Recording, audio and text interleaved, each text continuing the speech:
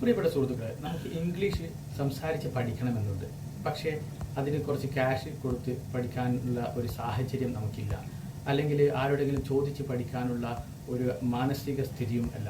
എങ്കിൽ നമ്മൾ എന്ത് ചെയ്യും? അതൊന്നും ഇല്ലാതെ തന്നെ നമുക്ക് പ്രൈവറ്റായിട്ട് നമുക്ക് എങ്ങനെ ഇംഗ്ലീഷ് പഠിക്കാമെന്ന് നമുക്ക് നോക്കാം. ആദ്യമായി നിങ്ങളുടെ കയ്യിൽ ഒരു സ്മാർട്ട് ഫോണില്ലേ, ആ സ്മാർട്ട് ഫോൺ ഓപ്പൺ ചെയ്ത് അതിൽ ജെമിനി എന്നുള്ള ആപ്ലിക്കേഷൻ ഒന്ന് ഓപ്പൺ ചെയ്ത് നോക്കൂ. എന്നിട്ട് എങ്ങനെ നമുക്ക് ഇംഗ്ലീഷ് സംസാരിക്കാം. എന്തുണ്ട് വിശേഷം? നമുക്ക് സ്പോക്കൺ ഇംഗ്ലീഷ് പ്രാക്ടീസ് തുടരാം. Great, let's practice some English. എന്നെ ഇംഗ്ലീഷ് പറയാൻ ഒന്ന് സഹായിക്കൂ. Don't worry, I'm here to help. We can practice conversational English together. How about we talk about your day? What did you do this morning? മലയാളത്തിൽ കൂടി എന്നെ പറഞ്ഞ് പഠിക്കാൻ സഹായിക്കാമോ? തീർച്ചയായും, ഞാൻ മലയാളത്തിലും ഇംഗ്ലീഷിലും സഹായിക്കാം. നമുക്ക് ചെറിയ വാചകങ്ങൾ ഉപയോഗിച്ച് തുടങ്ങാം. നിങ്ങൾ മലയാളത്തിൽ പറയാൻ ഉദ്ദേശിക്കുന്നത് ഇംഗ്ലീഷിൽ എങ്ങനെ പറയുമെന്ന് നമുക്ക് നോക്കാം. എന്തു പറയുന്നു? അതെ. That's great. Let's start with something simple. How would you say I am happy in English? I am happy.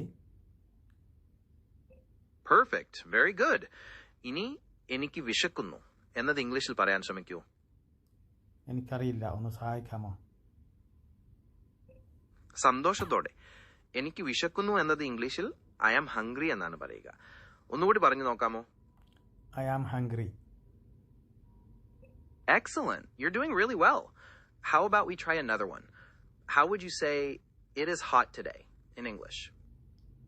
It is hot today. Yes, that's right. You've got it. ഇനി ഞാൻ വെള്ളം കുടിക്കുന്നു എന്നത് ഇംഗ്ലീഷിൽ പറയാൻ ശ്രമിക്കൂ. I am drinking water. Exactly. You're doing fantastically. ഒരു ഗ്രോസറിയിൽ ചെന്നാൽ എങ്ങനെയുള്ളതാണ്? ഓ, അതൊരു നല്ല ആശയമാണ്. നമുക്കൊരു ഗ്രോസറി സ്റ്റോർ സംഭാഷണം അഭിനയിക്കാം. ഞാൻ കടക്കാരനായിട്ട് അഭിനയിക്കാം, നിങ്ങൾ സാധനം വാങ്ങാൻ വന്ന ആളായും. ഞാൻ തുടങ്ങട്ടെ. Good morning, welcome. What can I get for you today?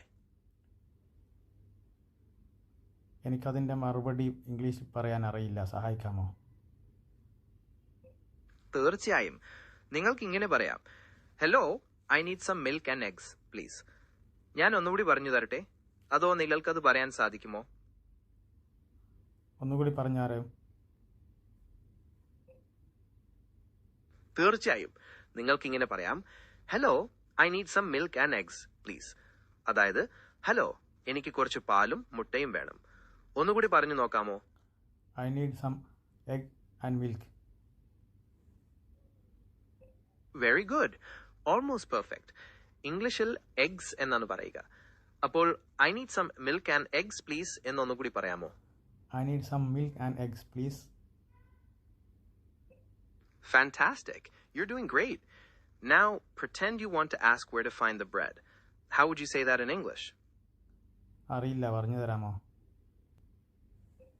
തീർച്ചയായും. Excuse me, where can I find the bread? എന്ന് ചോദിക്കാം. ഞാൻ ഒന്നുകൂടി പറഞ്ഞു തരട്ടെ, അതോ നിങ്ങൾക്കത് പറയാൻ സാധിക്കുമോ? ഒന്നുകൂടി പറഞ്ഞു തരൂ. Of course. You could say, excuse me, where can I find the bread? ഞാൻ ഒന്നുകൂടി പറഞ്ഞു തരട്ടെ, അതോ നിങ്ങൾക്കത് പറയാൻ സാധിക്കുമോ? Excuse me, where can I find the bread? Excellent, you've got it. ഇനി കടക്കാരൻ മറുപടി പറയുന്നത് എന്തായിരിക്കും എന്ന് നോക്കാം. The bread is in aisle 5, next to the bakery. അതായത് ബ്രെഡ് 5ാമത്തെ വരിയിലാണ്, ബേക്കറിയുടെ അടുത്ത് തന്നെ. ഇനി നിങ്ങൾക്ക് എന്തെങ്കിലും വേറെ ചോദിക്കണമെന്നുണ്ടോ? വെജിറ്റബിൾ എവിടെയാണ് എന്നെങ്ങനെ ചോദിക്കാം? അങ്ങനെ ചോദിക്കാൻ excuse me, where can I find the vegetables എന്ന് പറയാം. ഇവിടെ വെജിറ്റബിൾസ് എന്നത് ബഹുവചനമാണ്. ഒന്നുകൂടി പറഞ്ഞു നോക്കാമോ? Where can I get the vegetables? Perfect. You're really getting the hang of this. The shopkeeper might say, the vegetables are in aisle 1, near the produce section. Is there anything else you'd like to buy or ask about? എനിക്ക് 1 kilo തക്കാളി വേണം എന്ന് ചോദിക്കണം. അങ്ങനെ ചോദിക്കാൻ I would like 1 kilo of tomatoes, please എന്ന് പറയാം. ഞാൻ ഒന്നുകൂടി പറഞ്ഞു തരട്ടെ, അതോ നിങ്ങൾക്കത് പറയാൻ സാധിക്കുമോ? അതെ. ക്ലോസ് ചെയ്താൽ നമുക്ക് ഇവിടെ നാം നടത്തിയ സംഭാഷണങ്ങൾ ഇവിടെ കാണാൻ സാധിക്കും. അവിടെ നിന്ന് ഒന്നുകൂടി നമുക്ക് ഇത് വായിച്ച് പഠിച്ച് മനസ്സിലാക്കാൻ കഴിയും.